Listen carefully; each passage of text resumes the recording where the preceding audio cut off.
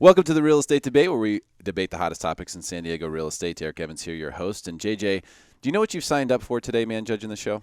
I'm always glad to be here, but I'm not sure that it seems a little more exciting today. Well, today we have a very interesting situation because it is kind of a tournament of champions. Everyone on the show today has won the show before multiple times. But we also have a specific tiebreaker that could be broken today between Bryan Devore and Elizabeth Story, who have both won 7 times on the Real Estate Debate. More smack talking has gone on for this particular show than I have ever seen, and we've seen a lot in the past. You're the one who has to carry the heavy burden of being judged today. How does that make you feel, sir? I think it's an easy target on my back, and I'm thrilled to do it. All right. Somebody's got to do it. Someone's got to do it, and you stepped up at the last second, so I really appreciate that. Now, typically, we would discuss something in the mortgage business for the Mortgage Minute, but today a special Mortgage Minute for you, JJ, as you have an award right here, my friend. I don't know if you saw this yet or not, but you are actually a top 10 loan originator here in San Diego, and I think everyone who watches the show knows that you're top 1% in the nation, which means a lot of people have used Jon Jerotz for their mortgage needs across the country, right? Here in San Diego specifically, you made the top 10. You're actually number 4 in the county on this is a referral base. So in other words, people referred you as the best lender to work with. So not only are you doing a lot of business, but you're doing great business. So congratulations, man. Well, thank you very much. On your trophy. I appreciate that. JJ, Thank a little you. round of applause. That's awesome. I have a perfect spot in my office for that, and I definitely appreciate that. It's nice to be leaned on for people's financing. Yes, and I've been telling – so don't just take my word for it. I've been telling you for years JJ's the best in the business. I still believe that to this day. If you have mortgage needs, he's a great guy to call. You ready to fire up the show, my friend? Let's do it. All right, congratulations on your award. Thank you. Contestant 1. Elizabeth Story is here from StoryEstates.com, 7-time real estate debate champion, tied for most all time, as previously said. Elizabeth, how do you feel about your chances today? Oh, I'm going to crush it. She's never lacking confidence. It's a privilege and an honor to be here. Thank you for having me. I'm really happy to be here, but I'm going to crush it. Okay. Well, like usual, she does well. She's got a great record. I think she's only lost once. Is that right? Ever. Yeah. Once ever. So very, very tough contestant. Good luck today, as I know these guys are gunning for you. Yeah, I know. All right. Thank you. Rob Cunningham, Rob C. with RE/MAX. What's up, buddy? Hey, thanks for having me on again. Yeah, man. Great to have you here. Now, you don't feel like a sideshow today, do you? No, not at all. Not at all, right? You're right in the middle of this whole thing. I'm in the middle. I think my style's a little different. I think these contestants like to blurt out a lot of fun facts. And I think that it will be fun to have somebody that's a little more concise and impactful in what they're saying. Okay. All right. So he's bringing a specific strategy, and he let the cat out of the bag a little bit, Rob C. with RE/MAX. Great to have you here. He's throwing down a little bit, too. Yeah. He's throwing down. This is getting serious, getting there quickly. Appreciate you coming, my friend, on this historic day in real estate debate history. Our third contestant, Bryan Devore, is here with Berkshire Hathaway and thedevores.com. Bryan, 7-time champion. Elizabeth, your arch nemesis in this show here. Rob, obviously bringing game today. That's right. How do you feel, brother? I feel pretty good. I'm, as always, grateful to be here.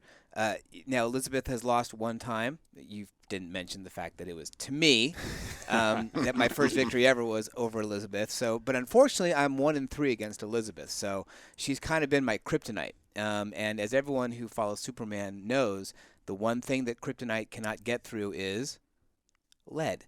Lead. So I brought myself some lead to protect myself against my kryptonite. Yeah, everyone knows that. Interesting. That's right. fun. I like that. Well, it's time to fire up the show. Let's see what happens. It's time for Rapid Fire. Let's go around the table for rapid fire. I'm going to give you to the count of 10 to get your ugly, yellow, no good keister off my property before I pump your guts full of lead. Keep it short and keep it on point. 1, 2, 10.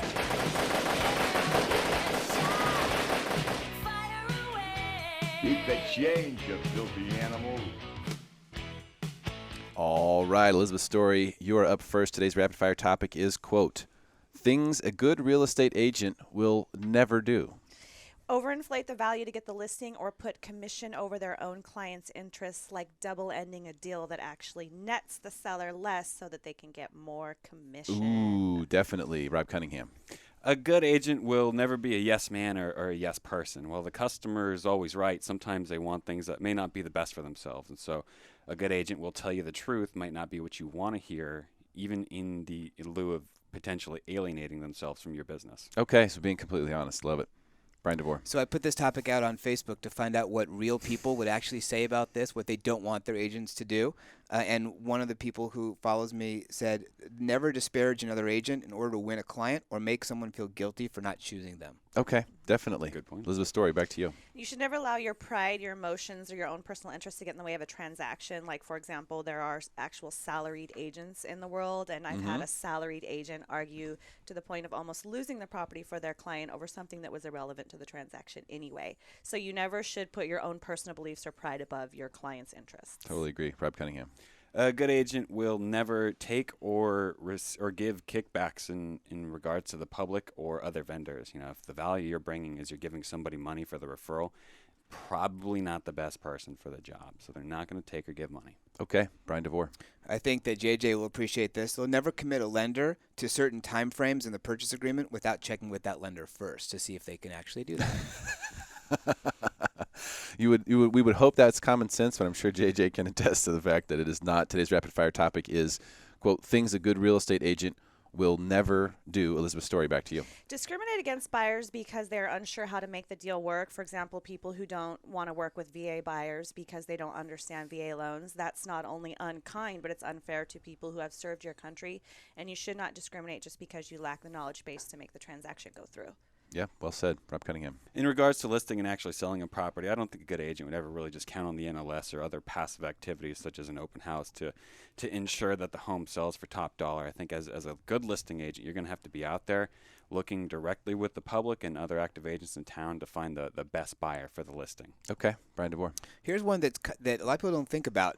They'll never let their buyer close escrow on a tenant-occupied home before the tenant actually moves out, because then the tenant becomes their responsibility. And I've seen that happen before, thankfully not mine, and it became an ugly situation. So they're going to make sure they're looking out for their client's best interest by waiting to close until that tenant is out of the house. Okay, that makes sense to me. Elizabeth Story, back to you. Another mistake is to not work closely with the loan officer, not only to make sure that the client is well qualified, but that they're well motivated to turn in their paperwork, because nothing makes a deal lag longer than a client who's not motivated to turn in their paperwork when the loan officer needs it. Totally agree. Rob Cunningham. A good agent's not going to hold you in an agency agreement you don't want to be in, whether that's a buyer or a seller.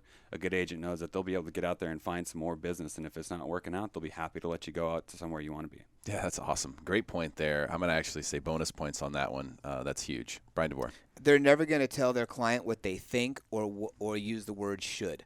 They're going to be sure that they're specific, they know the information, and they're going to give out the information that's actually truthful and factual, and not say, well, we should be able to do this, and then it winds up backfiring. We should be able to do this. I like that. All right, today's rapid fire topic is things a good real estate agent will never do. Last round, Elizabeth Story. Disclose personal facts about their clients that either have no bearing on the transaction or could hurt what offers they get. For example, they're already in escrow out of the property, they're desperate, they're this, that, and the other thing. You don't need to say that if you're already negotiating an offer. It could actually hurt your client's chances. Okay, yeah, agreed. Rob Cunningham. I don't think a great agent's going to take personal credit for a home selling over list price. I think that's more so a function of the market. And when the market does correct, I bet we're not going to see these same agents taking credit for price reductions. I love that. Great point, Rob. Bryan, you're closing it out. They're never going to assume that their client prefers texting over phone calls or emails. They're going to make sure they actually find out how the client prefers to communicate, and then they're going to over-communicate. Okay. Yeah, I love that. JJ, so, wow. Rapid fire round. Great stuff. What a panel we have today. Amazing. Is there anything you would like to add to the topic today, JJ? As a seasoned lender, top 10 originator, top 5 in San Diego, top 1% of the nation, what in your mind is something that a good real estate agent would never do? Well, I'll tell you what, one of the things that is always a question is contingencies. And I think a good agent will never remove like an appraisal contingency or a loan contingency without consulting with the lender to make sure that things will go through. Okay, yep. Removal of financing contingencies without contacting the lender is a huge mistake, and a great point by JJ. Stick around as we come back. We will be doing hot or not so hot. We'll check in with JJ, see what the scores are, make you smarter than everyone else is guaranteed. Be right back.